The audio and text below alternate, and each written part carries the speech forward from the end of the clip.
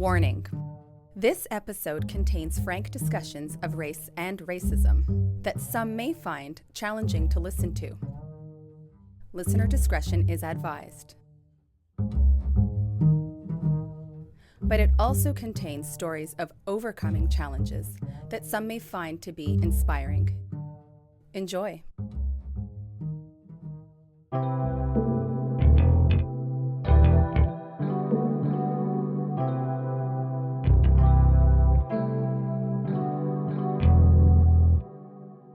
In this episode, I'm interviewing Dr. Akwatu Khenti, assistant professor at the Dalhousie School of Public Health and scientist at the Center for Addiction and Mental Health in Toronto. This is yet another interview from the RaceHealth&Happiness Vault because we did this interview over 6 months ago. And so that was before the COVID-19 pandemic hit and before the murder of George Floyd at the hands of the Minneapolis police. But the things that we talk about in this episode are extremely relevant right now, 6 months later. Dr. Akwatu Khenti, he has the most amazing superpower, and that is his optimism. And he takes that from his ancestry, his roots, his Trinidadian African background, and he harnesses that to be able to overcome life's challenges and systemic barriers. Akwatu has also done a wealth of fascinating research on urban gun violence and how this is actually linked to systems of oppression. In a time where we're examining the harms that the police cause in Black communities, we're sometimes ignoring the elephant in the room, which is the violence that exists within our communities. But we've got to talk about all of these different forms of violence because when it comes down to it, the causes are the same. The root causes are systemic racism and oppression. These factors lead to societal neglect, intergenerational trauma, and the marginalization of Black, Indigenous, and other racialized communities. Akwatu will tell you himself that the solutions to urban gun violence must involve larger societal investment and engagement of the affected communities. This is the kind of information we need to know if we want to move towards positive change. And so we need this wisdom right now, and I'm happy to share it with you because knowledge is power. And this is what we need as we grapple with these complex issues.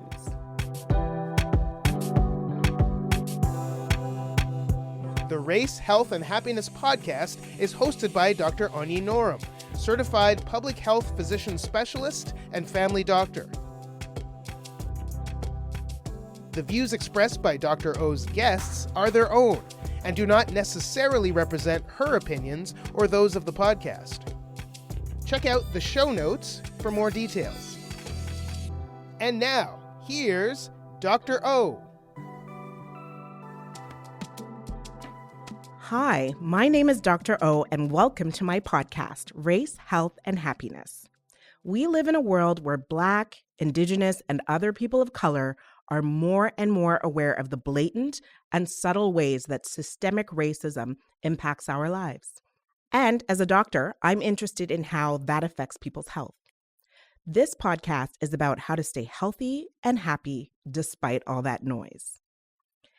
I'm so delighted to have one of my previous professors on the mic, Dr. Akwatu Khenti. He is a leader in the Black community, researcher, teacher, and human rights advocate. He was the former senior scientist at the Center for Addiction and Mental Health, where he created the transformative global health program at the center. He's presently assistant professor at the Dalhousie School of Public Health at the University of Toronto. Dr. Khenti is going to talk to us about his own personal journey and how he stays healthy and well in a racialized world, and about his research on global mental health and gun violence in Black communities. Dr. Akwatu Khenti, welcome. Pleasure to be here. Yes, I am so excited. It's been, a few years since I sat in your classroom, so this is nice. Now I'm the boss. So actually, let's start with my favorite question on this show, because we all have our own personal gifts and it's good for everybody to hear about them, for us to think about them. So let me ask you, what is your superpower? Yeah, I would say that my superpower is my optimistic mindset, which allows me to laugh in crazy situations and precarious situations. I could still think, "Oh my God, this is crazy," and having an optimistic mindset in the face of overwhelming odds and challenges really, I think, has gotten me out of a range of tricky situations and allowed me to sort of stay afloat when otherwise I would have sink to the bottom. Okay. And so where did that start in Trinidad, like as a child and just having that optimism, or did it grow over time? Yeah, so it grew over time, but I really take a lot of life's learnings from Trinidadian isms. Okay. And, one of the biggest isms I think in my life is laugh and cry does live in the same house. Okay. Which Laugh really and cry does is live in the same house. Gotcha. Which Okay. means every day you actually have to sweep the house and sweep out the cry. And you got to work every day to make sure your house is clean, make sure you oriented positively to whatever comes your way. It's a daily challenge, just like cleaning your house is a daily challenge. And the two dimensions of life are always in front of you, and you have to decide what's it going to be today. And if I'm going to follow your kind of analogy on, the two sides, right? There's the what is it? In the same house, there's the tears and there's the happiness. So, and having that kind of optimism and that smile and trying to be positive, have you had any disadvantages for approaching life that way, or do you think there have been disadvantages for having that optimism? Yeah, because there's so many challenges, negative setbacks, and people rightly say, this optimism, is it real? Will it help you in terms of dealing with reality? And I say, yeah, your cup is always half empty or half full. And all optimism says is not to deny that your cup might have a leak, but it's half full. And the question is, how do you save what you have and build on what you have? Maintaining enthusiasm in the face of the odds is what I would say has kept me going through many difficult challenges. But one of the key things I decided many years ago was that I wanted my children to be optimistic. Okay. And I realized that if I wasn't optimistic, they wouldn't be optimistic. So I had to actually practice optimism. I had to take a hard look at myself, how I live my life, the things that I do, and make sure I did things to stay optimistic in the face of adversity. And this was in the face of a death. And, my previous wife passed away. Oh. And I read the statistics about people who, when they lose a spouse and they had to raise the children, how challenging that could be, and sometimes how the children get depressed or get into substance abuse. And I didn't want that for me, and I didn't want that for my children. So I read a lot about positive psychology. And I realized, though, ancient Egypt, which is something that I believe in as an African civilization, a black civilization, was really oriented to positive psychology in a very real way. Okay. Because Ptah said, the good life is a happy life. You are here to live joyfully, not just here to live. You're here to live joyfully. You're here to raise children. You're here to have a decent departure too, right? You understand?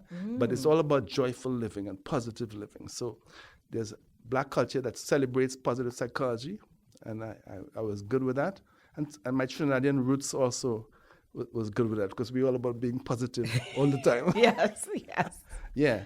Okay. Yeah. So, I mean, I'm, I don't know if everybody knows this, but I am certainly have huge interest in positive psychology, and even just that whole approach, even, thinking in medicine, even of looking at what makes people well, as opposed to like what makes people unhealthy. That aspect of positive psychology and trying to keep your optimism. You mentioned it came from Trinidad, but when did you come to Canada then? Like, what did this happen? This need to instill positive psychology, was it in a context of being in Trinidad and this happened, or was it in North America where it's a different context and maybe, a different environment where you're trying to overcome that? Yeah, so that's an interesting question, because I don't think of it that way, but because I made the decisions as an adult. But I grew up in George Street in Port of Spain, which is actually sort of like the hub of concentrated poverty in Port of Spain. But I never felt poor. I never felt poor, and I never thought of myself as poor until I analyzed my circumstances and say, hey, man, you was real poor, Right? But I never thought of myself as poor. And even when we came to Canada, my mom was a domestic, we were living in Ontario housing, I still didn't think of myself as poor. Going to high school, fairly disadvantaged circumstances, because my dad was in Guelph. Still didn't think of myself as poor. And in my adult life, I realized that's the most important thing.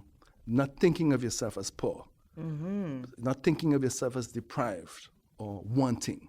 I always felt that I was privileged even when I was in the most adverse circumstances.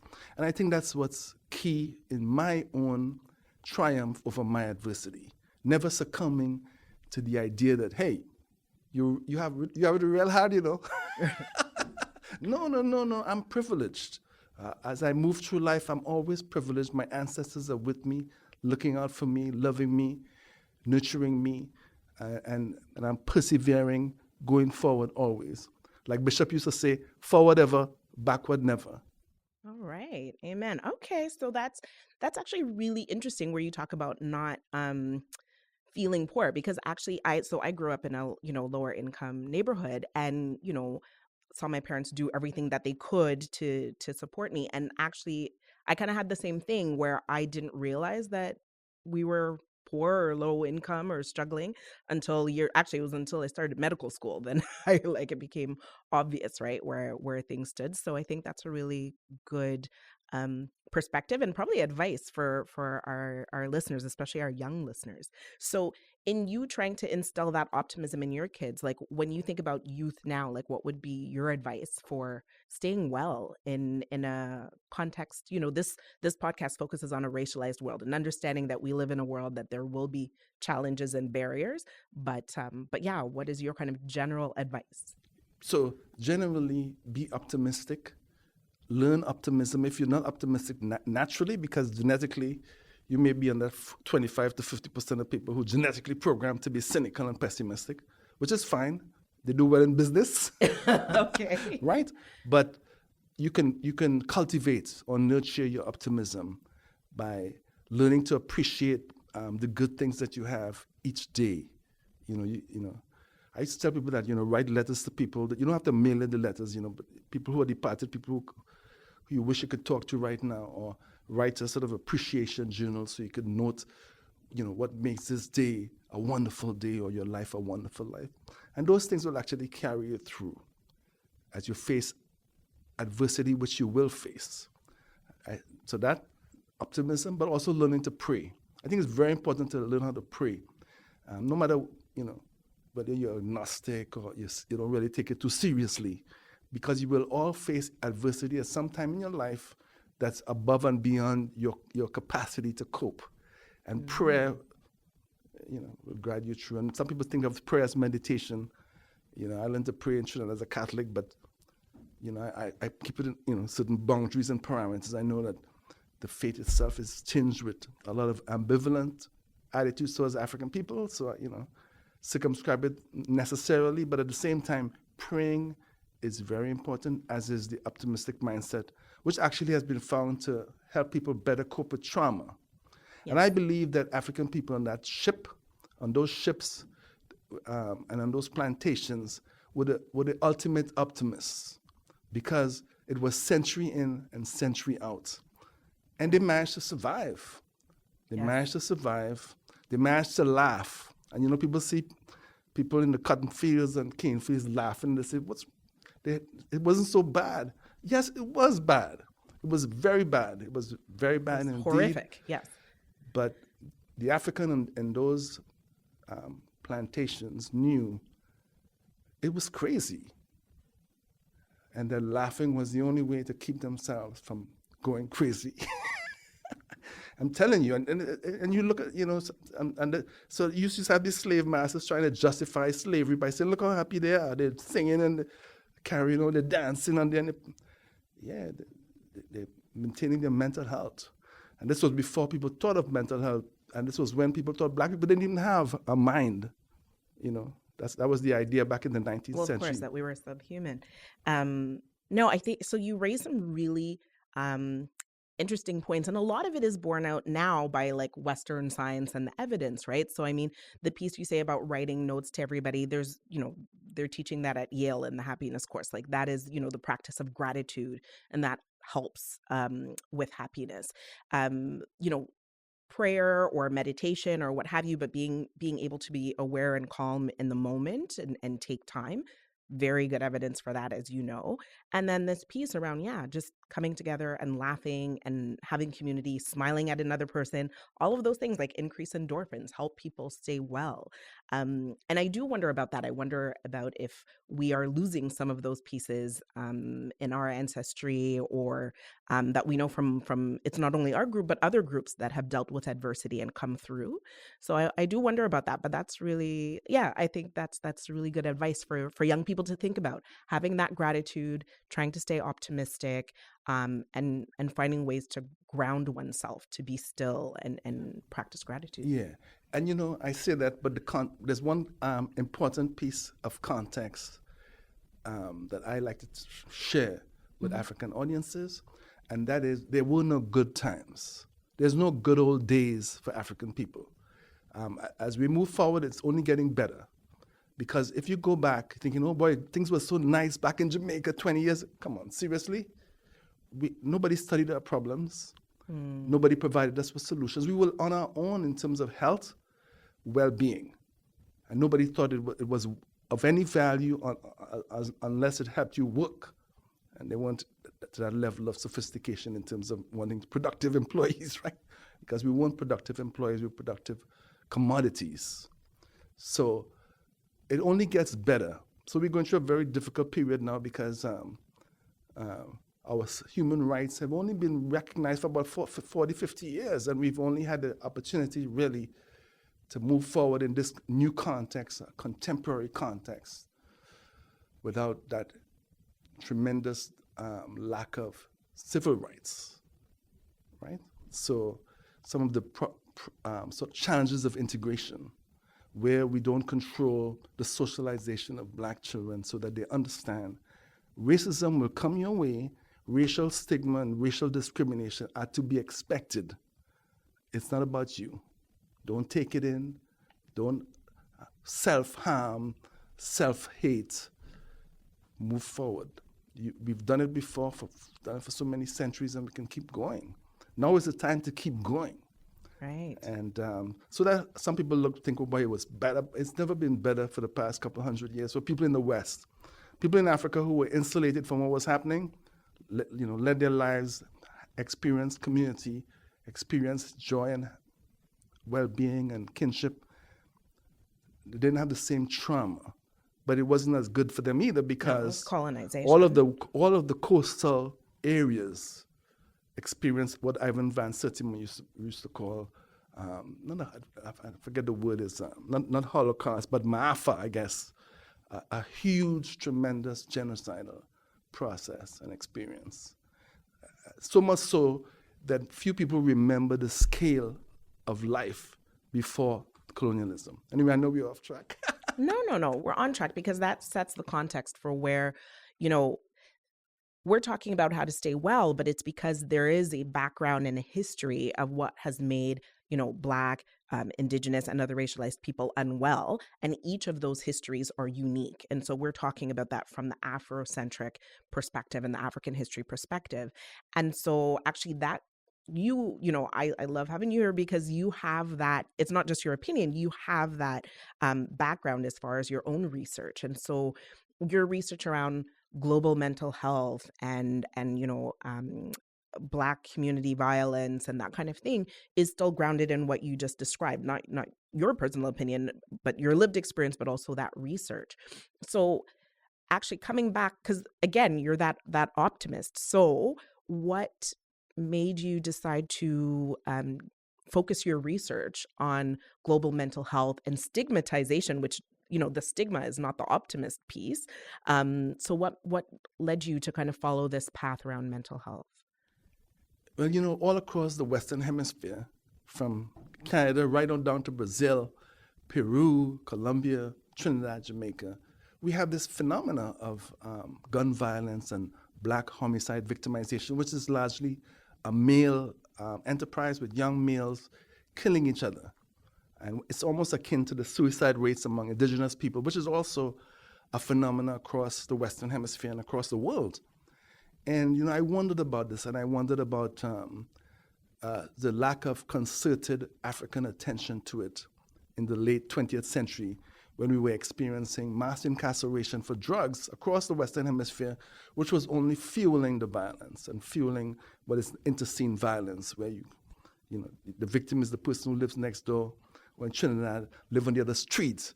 Went to the same school, primary school, middle school, but live on the other street and becomes your enemy in adolescence. And in the 90s, I felt a lot of hopelessness dealing with this issue. And I wondered, where's the solution to this issue? Because there's no end in sight. And were you personally affected, or you were working in the area, or how was that affecting you in the 90s? Well, I knew people who were affected. Okay. My own, I shooting in my barber shop. I mean, a dear friend of mine lost a brother. He was a barber. He was shot around Christmas. I mean, like, all these things happened. But that was actually, those were the seminal type of events that drove me to the issue. The fact that the issue was across the whole hemisphere, across the Western world. In England, it was knife violence, but it's also become knife and gun violence. It's also happening in Europe, in Amsterdam and Paris, wherever racialized people are, particularly racialized blacks, we have this phenomena of violence. But we don't have a solution grounded in a real understanding of what's driving the violence. And that's what led me to take it up as a health equity issue and as a mental health issue. Yeah. As well. Okay, so let's dive into that a little bit. So definitely I want to talk about the solutions, but you've just said that a lot of the solutions are grounded in an understanding of the problems. So let's go into that a little bit deeper, and then hopefully we can spend some time on potential solutions. So why do you think there is this epidemic or this phenomenon, as you said, of violence within the African diaspora in the West? So there's the obvious sort of answers, access to guns, a culture that's sort of questionable or hyper-masculinity, where, your masculinity isn't affirmed by the dominant culture, so you have to find affirmation in other ways, alternative mechanisms, because you're not getting the jobs, you're not getting the the promotion, you're not getting the money in a society that values money. So there are those obvious parameters. And then there's the social determinants. We actually are the most poor. We experience concentrated poverty right across the Western Hemisphere. And why is that? Just so our listeners know why we experience concentrated poverty. Why do we experience it? We experience concentrated poverty for a variety of reasons, one of which is coming out of our various socioeconomic situations of second-class citizenship and slavery. We were never reimbursed for our lost wages, lost endeavors, which actually made others rich, wealthy, and they remain privileged. Mm-hmm. So we became underprivileged, and they became privileged. They remain privileged. We remain underprivileged for the most part.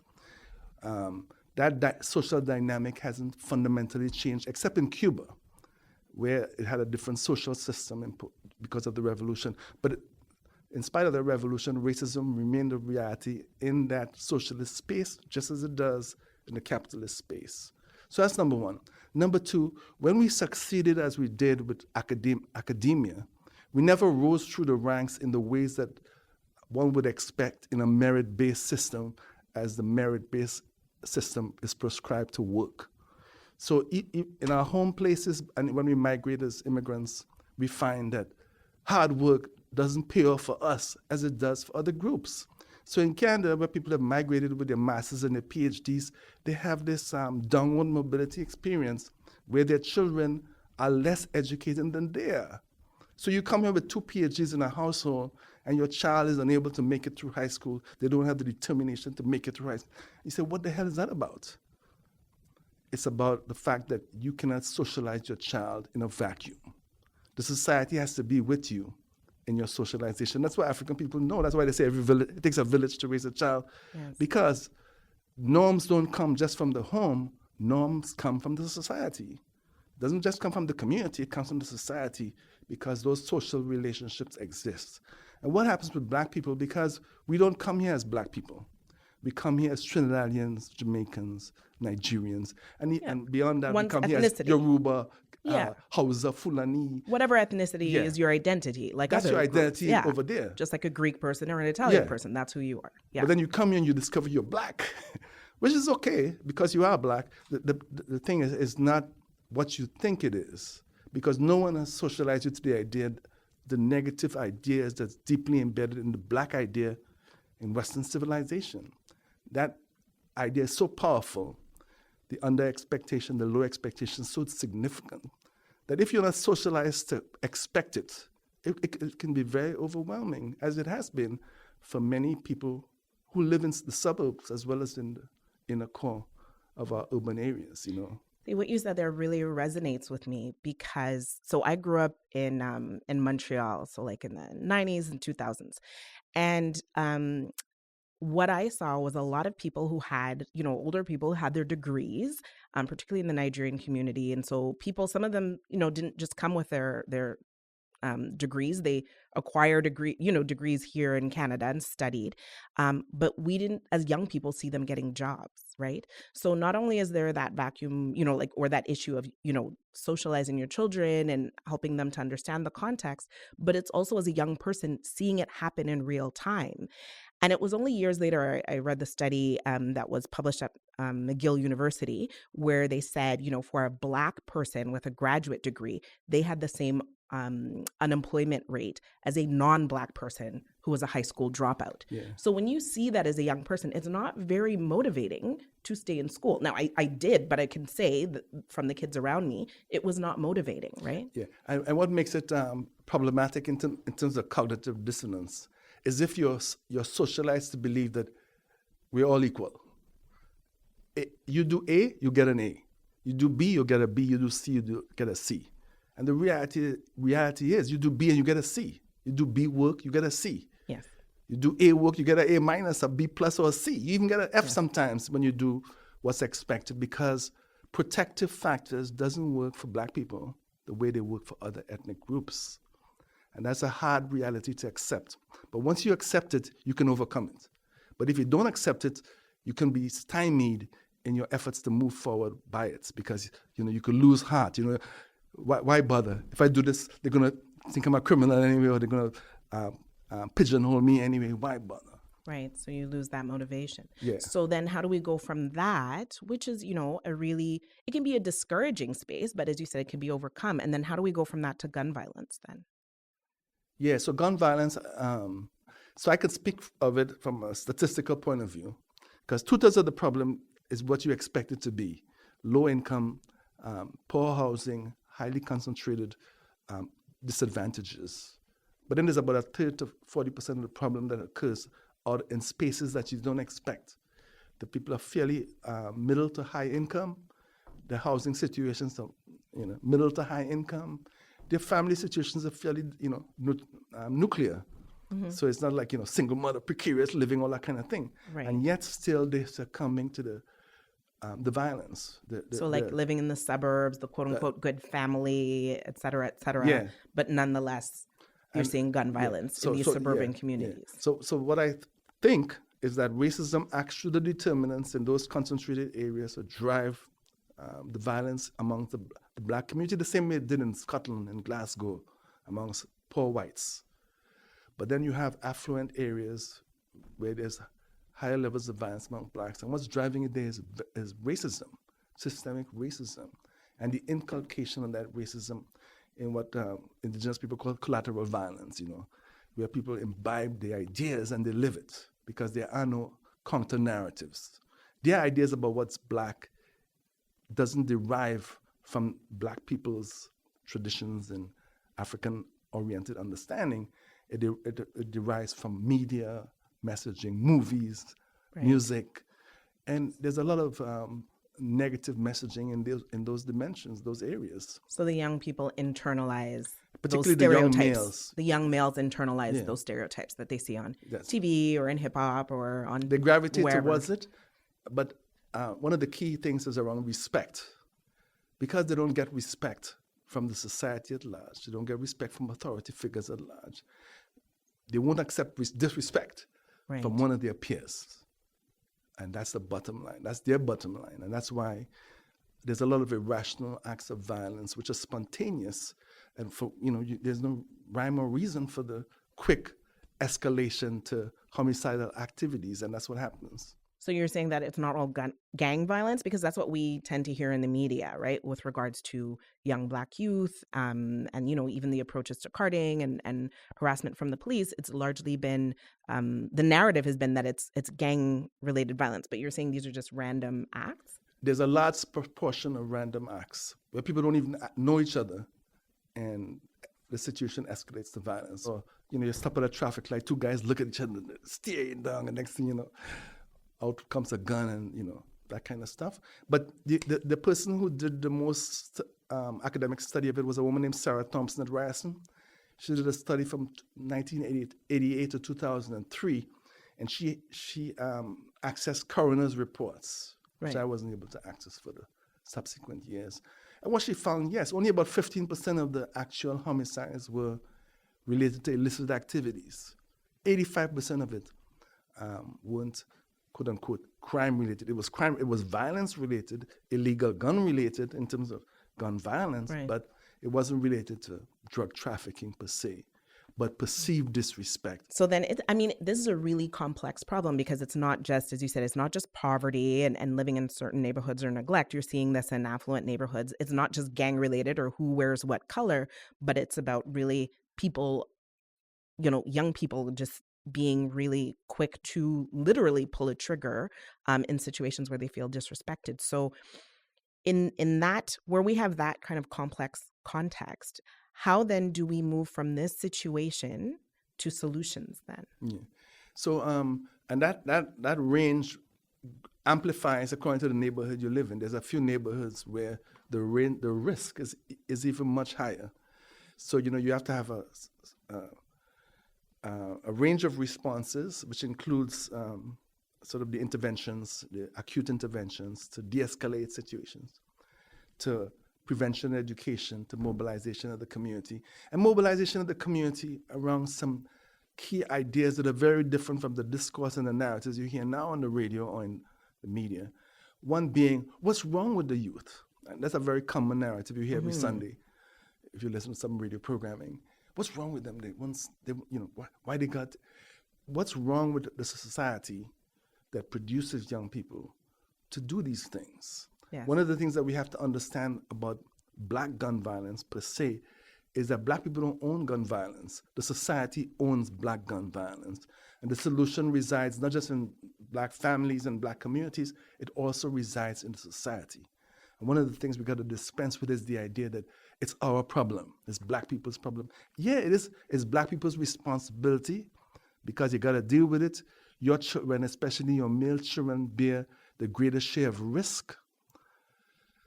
And so you have a responsibility to do what you can to safeguard their lives. But you also got to understand that unless the society is on board, it'll never be solved. And as long as the society takes a hands-off approach the way it does now, in the sense that the idea is promoted that it's a Black problem. And it's not even discussed, it's implicit. It's not explicit, it's a Black problem, because the way race is complex, but it's just the assumption, the implicit.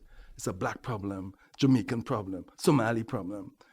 But something in the society, the stigma in the society, the social relationships which drive public stigma, which leads to self-stigmatizing and self-stigmatizing behavior, is the problem, and it has to be addressed as a public problem, a public health problem, as opposed to a criminal problem. And that's a real problem for us, because the Black struggle has advanced through focusing on the good victims. We've always, our leaders and our advocates have always picked cases and individuals who could stand up to public scrutiny because they knew. Yes. You can't just pick a victim like Rosa Parks on the bus. You got to make sure she has a clear record. If you pick Rosa Parks on the bus, make sure she doesn't drink alcohol, take drugs, has a criminal record, because all of that will be used to discredit her case. Yeah. So we've always looked for good victims instead of, and so we have a sort of a good victim idea built into the process. And here, for the first time, we actually have people who aren't good victims, for the most part, because some of them are violent. And so we actually have to decide about valuing our young men, knowing that they're not all hopelessly violent, and we need to actually decide and work with those who can be rehabilitated. We need to have a rehabilitative approach to people who have been involved in violence and sort of help them, grow them, raise them through alternative trajectories. But we got to take this stuff seriously because we have so many poor young men as well as other income young men who have been trapped into those ideas and attitudes and behaviors and culture that it's really problematic for our advances as a people. And so when we think about these types of solutions at a societal level or community level or individual level, like do you know some examples? Because I think what I often hear in the media narrative is as if these kids are doomed or they're meant to be violent or that type of thing. That is not my lived experience. My experience growing up with boys who ended up in the game or who, carried, was that they were like smart kids who lost hope or didn't have resources and that kind of thing. So I see it very differently. But what does the research show? What works? One person makes a difference. If there's one person, one of the problems with us, and it's a culture, our parents always say, I didn't send you to get in trouble with the police. Do you expect me in court? And they don't show up in court. And when that's a big problem, because when you don't show up in court, the judge thinks nobody cares, and that's almost like a sentence in itself. And so it's very hard for our adult, rooted in African and Caribbean traditions, to go that extra mile and go to court and show up in court, because we have a very tough love kind of tradition going on, where I didn't send you. I tell you not to use drugs. How much time do I tell you not to smoke marijuana? You're still smoking. Right. They're ready for smoking. What do you expect? So then they're fed up, and then, so they might not show up. And that amplifies the negativity of the trajectory. Because they're stereotyped. You got to understand that the war on drugs has been a war on Black people. And the things that other groups have gotten a pass for around cannabis especially, we haven't gotten a pass for. The problem is that it's led to violent trajectories for some, and produce real criminals to some extent in terms of the criminalized behaviors that have emerged over a course of incarceration. The question is, how do we sort of break that down? Yeah, and actually, how do we prevent it? So, one example, so I spoke to Director X, right? So he is a film producer director actually, who, wants to pilot a program teaching young people to meditate and teaching the teachers, right? So building that kind of capacity within the schools with regards to prevention, so that people aren't going to be as, I guess, quick to have those, what did you call it, when you park at the red light kind of situations. Moments. Yeah. So those impulsive moments, right? But I think people are looking for like programs and solutions way before you get to the point that you're going to court. So what are your thoughts on that? And are there other examples? Like what has worked as a society, if we're going to do this as a society? Afrocentric education, properly developed and delivered, works. It works to reduce anger levels. It actually works as an anger management tool.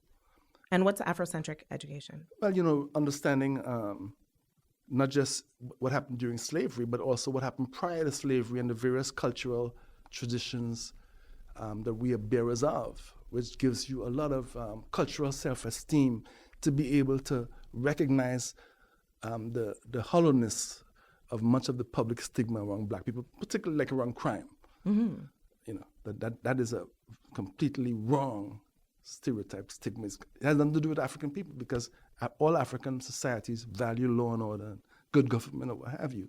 In fact, they're some of the most strictest pre-colonial societies in the world, right?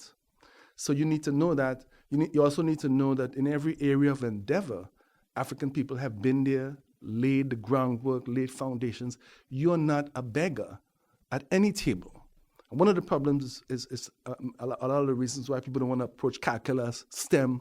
They feel this is not an African endeavor, and they're completely wrong. And they need to be informed about that to know that these areas, these arenas that Black people have played dominant roles in, and they're fully equipped to move into those areas. So Afrocentric education, and is that for the whole class or just it would be for the Black children, or for everybody? For at risk, so it's what we call targeted universalism, where everybody gets it, but then there's a group that's most at risk that gets a more intense dose.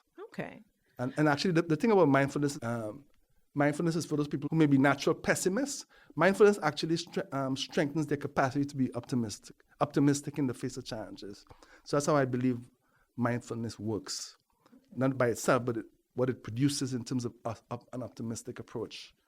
But that optimistic approach will be short-lived if it's not grounded in your understanding of reality, and that means the Black reality, that African people have been able to take that and create something magical out of it, which is our interpretation of what Blackness means, not the Blackness that comes from Western civilization, but the Blackness that's reflected in jazz, reflected in gospels, reflected in the drumming traditions that one finds in Brazil and Jamaica and Trinidad that have survived years of illegality, because it used to be illegal to drum. Yes, the talking drums, because it was a way of communication. Yes. So the fact that it has survived is a miracle in and of itself. And not just it survived, it actually survived in the technique survived, the musical notes, the way we do it survived. Right. Because, it's like, and it's very important because some of those deeply negative attitudes towards African people persist. And, it may not be explicit and conscious, but it's there. It's like the monkey thing. So you go to a hockey game, you go to a soccer game, you see them in Europe throwing bananas on the field. What's that about? If you don't know what you're about, you'll think that's about you. But when you know who you are, what you bring, what's been taken from you, and how you still manage to survive, it's all about them. That had nothing to do with you. And that's but you can't ignore it. Right. And that's what we do. We ignore it. We ignore this monkey stuff. In mental health, words matter. So if people telling you you're a monkey all day long, and you never thought about it, because nobody told you, this is what they come up with this idea to make you feel that you deserve to be a slave. Even though you have very little in common with monkeys beside our genetic endowments, which we all human share. Beings. Yes. But in fact, physically, African people actually have fewer, quote unquote, gorilla or chimpanzee characteristics. But that's lost in the public imagination because of that deep, embedded association of us with animals. But you gotta know that you have withstood this on every level. You have withstood it intellectually, because this whole idea of your cognitive deficit doesn't make sense. You have withstood it morally, because this whole thing about being criminal and being dangerous, it's not new. But for the first time, we're accepting it on scales and levels unknown. And one of the reasons is partly because it's your early life that really matters the most. And I think that's where our resources need to be invested in. So we have to make sure that from 0 to 5 or 0 to 8 or whatever the case may be, our children know they're valued, know they're capable of anything, know they're beautiful. And that their lives matter. And that their lives matter. And so I think that actually gives us a number of solutions that we can look to. So I'm wondering, what gives you hope when you do this work? Because there's a lot of work to be done. There's a lot of things that need to be done that aren't being done. So what gives you hope? So what gives me hope is the knowledge that that interaction makes a difference. And that's why I said one caring, conscious, creative, credible individual matters. And they matter in terms of communicating a message: you are valued, you have potential, you have you can overcome anything, but you gotta have a purposeful idea about what you want to do. And this can come back to where we started off around optimistic thinking. One of the most effective strategies is around purposeful living and purposeful work, purposeful something. Yes. You gotta have something to be purposeful about. Whether it's rap, whether it's basketball. Feeling that you have a purpose. Yeah. And that's and one of the things I do in my interaction with young people is try to instill a purpose or nurture a purpose or amplify their purpose, whatever it may be, wherever they may be. And we can all do that as adults. Right. You know, and that's how we survived, because for a couple hundreds of years, remember, our children didn't belong to us. Right? And the reason that we survived that is that other people stepped in as parents when you lost your parents. Right. And no one was there to parent you. And so you were on some plantation and somebody stepped in to parent you. There was the village, really, that there was that community and that support. Yeah. And so we do have the potential to bring hope and joy to others. Yeah. So now I'm going to narrow it even more for my other most favorite question, which is then, because you're bringing joy to others, you're bringing hope to others. What brings you joy? What brings me joy, funny enough, is my role and responsibility and being able to do the things I want to do for myself, for my family. Oh, I thought you were going to say carnival. But oh yeah, my music and dancing brings me is my release from the stress. Walking is my release from the stress, and I take pride in my cultural releases through soca, parang, carnival, what have you. But fulfilling my roles and responsibilities bring me joy, and that one of the reasons that's important is because a lot of males lose their sense of possibility because they're unable to fulfill their roles and responsibilities, and so they turn away from roles and responsibilities. But what the literature says is you could find alternative ways of fulfilling your roles and responsibilities. Mm-hmm. Don't succumb.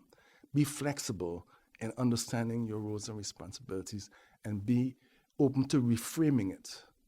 As long as you can carry and help your family to share the burden equitably so that you can move forward as a unit, you're good to go. You're good to go. And a lot of people give up because they aren't prepared to be flexible like that. But we have to be flexible because the system isn't developed to sustain us. We have to sustain ourselves as African people. That is a beautiful end for this podcast. Thank you. My Dr. pleasure. Akwatu My pleasure. Khenti. All right.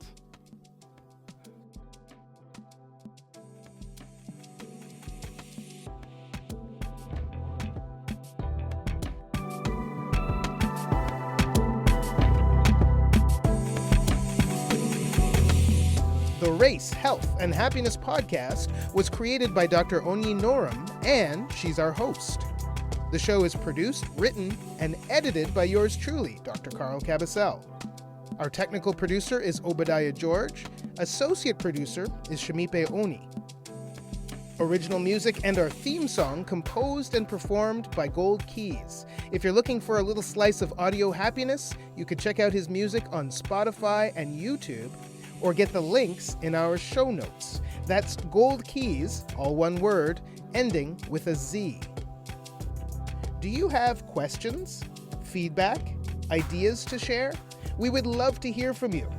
You can connect with us on Instagram and Twitter at RaceHealth&Happy, and check out the show notes for links to the research that was referenced in this episode, as well as other bonus material.